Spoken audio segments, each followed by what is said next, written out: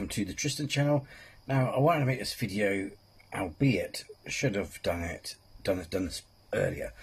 As you know, I love Norse mythology and also a geek too, and this video comes from the heart, so to speak, and so I wanted to do a video on why Sir Anthony Hopkins was the perfect Odin. When Marvel Studios set out to bring the world of Thor and the gods of Asgard to the big screen, they faced a challenge. Unlike almost any other superhero adaptation, Odin is not simply a king, a warrior, or a father in Norse mythology. Odin is the All-Father, the ruler of the gods, the seeker of wisdom, the wanderer, the magician, the poet, and the architect of fate itself. Finding an actor capable of embodying such a complex figure was never going to be easy. Yet in Sir Anthony Hopkins, Marvel found someone who could bring Odin to life in a way that felt both mythological and human. More than a decade after his first appearance in the Marvel Cinematic Universe, many fans still regard Hopkins as the definitive live-action Odin. But why was he so effective in the role? The answer begins with presence. And Sir Anthony Hopkins possesses something that very few actors ever achieve. The moment he enters a scene, he commands attention. He does not need grand speeches or dramatic action sequences to establish authority.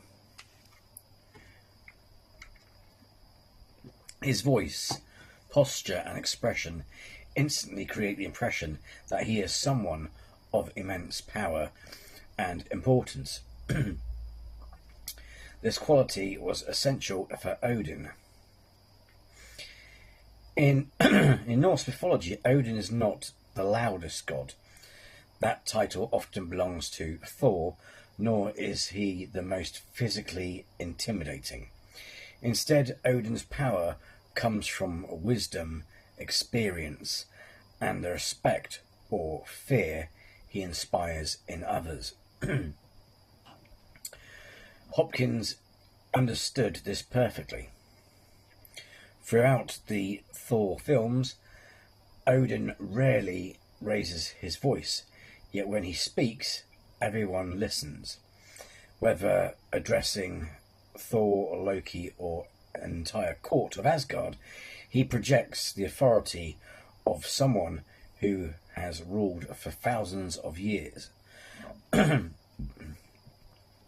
He feels ancient, and that is perhaps Hopkins' greatest achievement.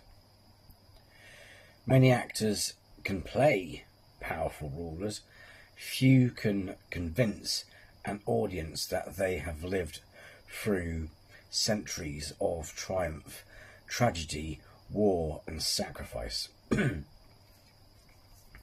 When Hopkins portrays Odin, you believe this is a being who remembers forgotten ages, a king who has fought wars long before humanity existed, a father who has made impossible choices for the sake of his realm. That sense of age and experience is vital because Odin's story is built upon sacrifice. In mythology, Odin gives up one of his eyes in exchange for wisdom. He hangs himself upon Yggdrasil, the world tree, in pursuit of knowledge. He constantly seeks understanding, even when that pursuit comes at a terrible cost. While the Marvel films only touch upon these stories, Hopkins subtly conveys their weight. His Odin carries himself like a man burdened by centuries of responsibility. There is wisdom in his gaze, but also weariness. He understands things that younger characters do not. He sees consequences before others do. This becomes especially clear in his relationship with Thor. Oh, pardon me. At the beginning of the first Thor film, Thor is reckless, arrogant, and eager for glory. Odin recognizes that his son is not yet ready to rule. Rather than simply punishing him, Odin teaches him. The famous scene in which Odin strips Thor of his power and banishes him to Midgard is a perfect example of Hopkins' skill. He balances anger, disappointment, and love simultaneously. Odin is furious, but beneath that fury is the heartbreak of a father forced to teach a painful lesson. The scene works because Hopkins never portrays Odin as a one-dimensional authority figure. He portrays him as a father. This brings us to another reason why his performance resonates so strongly. Odin's relationship with Loki. The conflict between Odin and Loki forms one of the emotional foundations of the early Marvel films. Loki's discovery that he is actually a frost giant's child, adopted by Odin, creates a crisis that drives much of the story. It would have been easy to portray Odin as cold or manipulative. Instead, Hopkins makes it clear that Odin genuinely loves Loki. That love may be flawed, it may be imperfect, but it is real. This complexity elevates the character beyond mythology and into genuine drama. Odin is not simply a god, he is a father, struggling with mistakes made centuries earlier.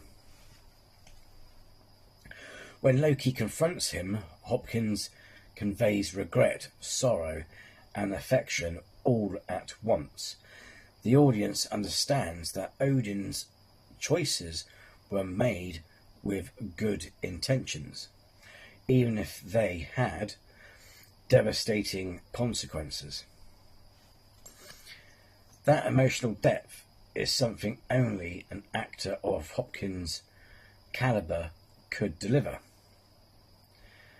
There is also another fascinating aspect of his portrayal. Hopkins understood that Odin was not merely a fantasy king. He was portraying a mythological archetype. Throughout history, Odin has represented wisdom, sacrifice, leadership, and the relentless search for knowledge. In many ways, he resembles figures such as Merlin, Gandalf, and countless other wise wanderers found throughout mythology and literature. Hopkins captures this archetypal quality effortlessly. Even seated upon the throne of Asgard, he feels like a man who could just as easily be travelling through the roads of Midgard in disguise, gathering knowledge from the world. For those familiar with Norse mythology, this is particularly satisfying because Odin was never simply a ruler. He was also a seeker, a wanderer, a god who preferred wisdom to comfort. While Marvel's version differs significantly from the myths, Hopkins preserves that essential spirit. Perhaps the greatest compliment that can be paid to his performance is this.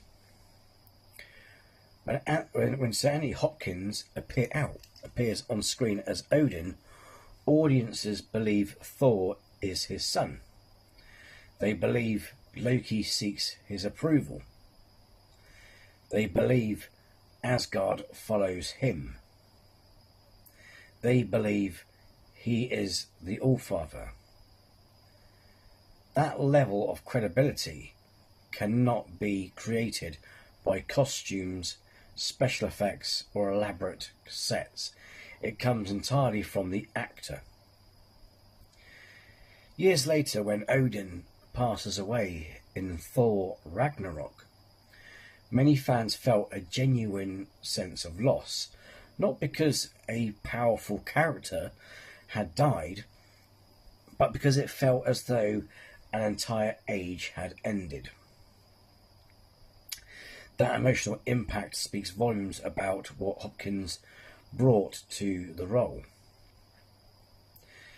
In the end, Sir Anthony Hopkins succeeded because he captured the qualities that have made Odin compelling for centuries: wisdom, authority, sacrifice, mystery, and humanity.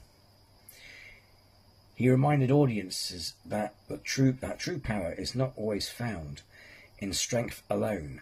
Sometimes it is found in knowledge, experience, and the courage to bear responsibility for others. And that is why, for many fans, Sir Anthony Hopkins was not merely playing Odin. For a brief moment in cinematic history, he became the Allfather. Sir Anthony Hopkins isn't just a treasure to the MCU, but a national treasure, and one of the greatest actors of our times. Thank you for watching.